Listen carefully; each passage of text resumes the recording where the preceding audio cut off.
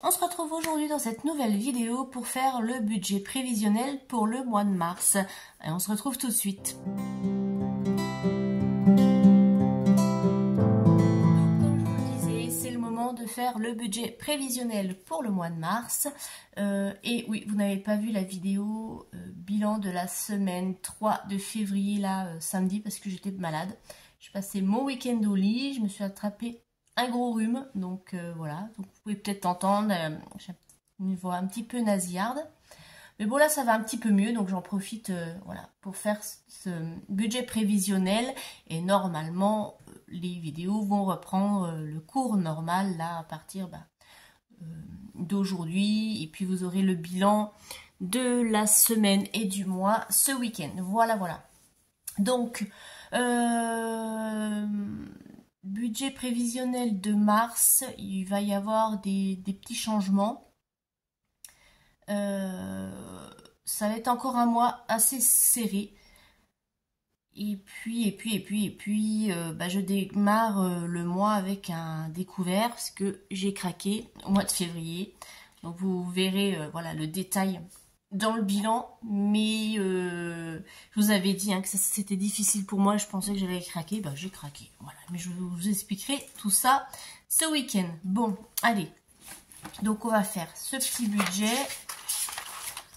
En tout cas, j'espère que vous, ça va bien, que le mois se termine bien, que vous avez réussi à pas craquer et à tenir le coup, pas comme moi.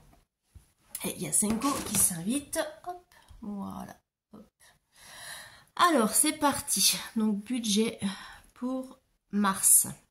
Alors, au niveau des revenus, le salaire, 1635. Ensuite, j'ai la CAF. Donc, je rappelle, c'est la prime d'activité. Et évidemment, comme je vous l'avais dit dans la dernière vidéo, eh bien, ça baisse. Je passe à 50 € parce que, comme j'ai eu une prime, forcément, ils réduisent la prime d'activité. Donc pour les 3 prochains mois, j'aurai 50 €, sauf si d'ici là il réévalue et qu'il rebaisse ou monte, enfin peu importe. Voilà. Ensuite, la pension. Pour ma fille, on est à 286, ce qui nous fait en revenu, alors 1635 plus les 50 plus les 290, on est à 1971. Donc vous voyez, ça baisse. Donc le découvert, ça je vous l'avais dit, 36 €. Alors c'est pas énorme, mais bon, il est là quand même, et il faut le résorber. Donc je mets dans les crédits dettes. Après, les dépenses fixes, donc là, c'est tout ce qui est prélevé directement sur le compte bancaire. On commence par le loyer, 682. Le prêt, 114. Donc je rappelle, je le mets ici et pas là parce que je ne peux pas le solder avant l'échéance. Le leasing pour ma voiture, 242. Ensuite, on a le gaz, 93. L'électricité, 31. L'assurance, donc c'est assurance, habitation et voiture, on a 56. Internet, 16. Mon téléphone, on est à 15. Le téléphone pour Lily, 16. La cotisation du compte bancaire, 12. Et Netflix, 11. Ce qui nous fait un total de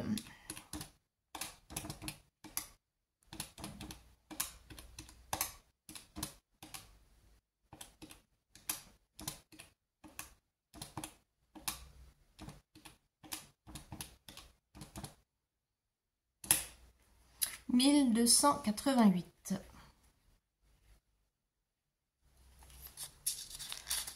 Voilà. Dans Dans les virements permanents, donc j'ai le virement vers mon LEP, c'est 40 € pour alimenter mon fonds d'urgence. Le livret,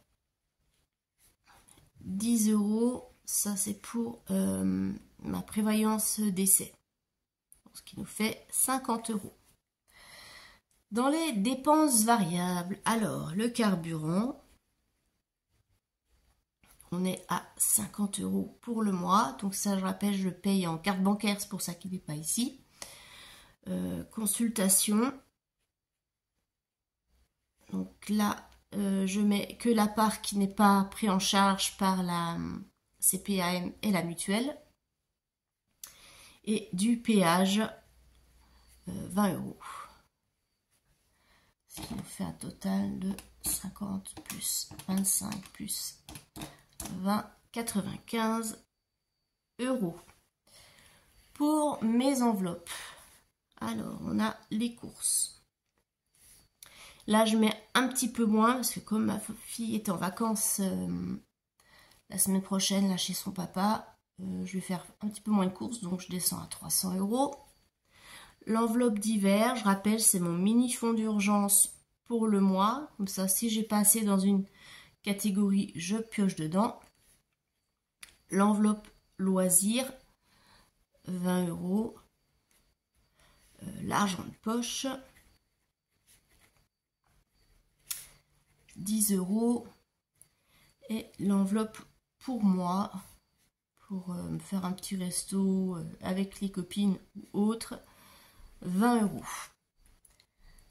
Alors, ça nous fait 300 plus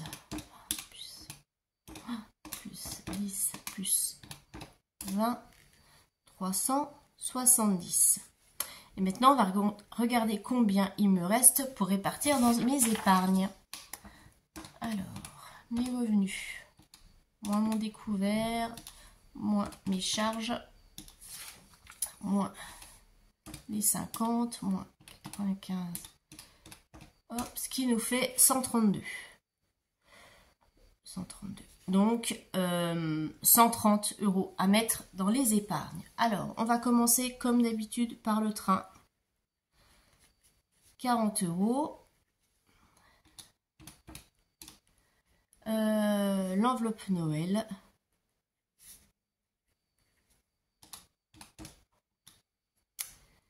L'anniversaire. Je mets 10. La taxe d'ordure.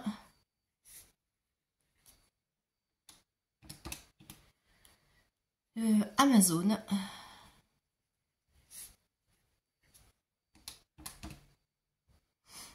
Et il me reste 42, donc je vais mettre 40 dans les vacances. Qui seront, je rappelle, l'année prochaine, du coup, pour 2025, parce que cette année, j'arriverai jamais à épargner pour pouvoir partir. Donc, ce qui nous fait un total d'épargne, je vais y arriver, de 130 € et un solde de 2 € sur le compte. Voilà. Donc, mois de mars, assez serré. Là, je vais vraiment essayer de ne pas craquer. Il faut vraiment que je tienne le coup. Parce qu'il faut que je m'y tienne, tout simplement. Voilà. Après, peut-être que ce sera plus facile. Il y a les beaux jours qui arrivent, le moral remonte, etc. On verra. Et j'ai Senko, là, vous voyez le bout de la queue, qui vient faire son curieux. Vous dites-moi un petit peu pour le mois de mars, comment ça s'annonce pour vous, si ça s'annonce bien ou pas, si vous partez avec un découvert ou non. Et puis, voilà, écoutez, je vous souhaite une bonne semaine. Et puis, on se retrouve du coup samedi pour faire le bilan de la 4e semaine de février et le bilan du mois. Je vous embrasse très fort, à bientôt, bye bye.